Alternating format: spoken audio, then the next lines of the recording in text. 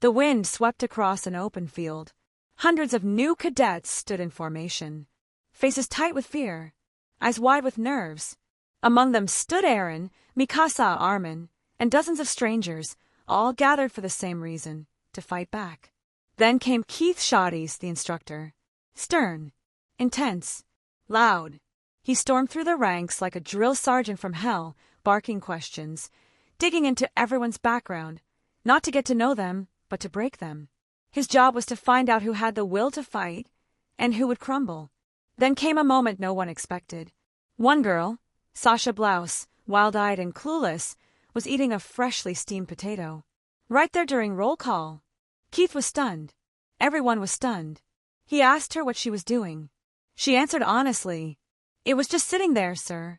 It looked tasty." She even offered him half. Keith lost it. He punished her with endless laps, and thus, Potato Girl was born. Jean, Connie, Reiner, Bertolt. As the cadets began to settle in, personalities started to emerge. Jean Kirstein was cocky, confident, from the inner districts. His dream: join the military police and live a safe, easy life behind Walshina. Eren hated that mindset. To him, Jean represented everything wrong with the system. People who wanted comfort over courage. Connie Springer, from the rural outskirts, had a bold mouth and zero filter. Then there was Reiner Braun, calm, mature, dependable. And beside him, Bertolt Hoover, quiet, observant, always a step behind Reiner's lead. They were all strangers now, but they would soon become more than that. Then came the real test, ODM gear training. The core weapon against Titans. Metal cables, gas-powered boosters, and absolute balance. For some, it was a death sentence.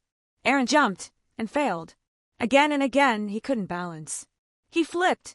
He slammed. He fell. The whispers started. He's not cut out for this. He'll wash out. But Eren wasn't afraid of failing. He was afraid of being helpless again, of being that boy watching his mother die without being able to do anything. Mikasa watched him silently. Armin tried to cheer him up. But deep down, Eren was spiraling. Still, he begged for one more try. The next day, Keith gave Eren a final shot. If he failed again, he'd be sent home. Eren took position. Focused. He jumped, and this time, he balanced perfectly. The cadets were stunned. The instructors were impressed. But then a revelation. Keith checked Eren's previous gear and found it was defective. Completely off balance. Which meant Eren had nearly succeeded using broken gear. The truth? He was strong all along. This wasn't just luck. It was grit. That day, Eren earned more than just approval. He earned respect. From his instructors. From the other cadets. From himself. The training would only get harder. The war was still far away.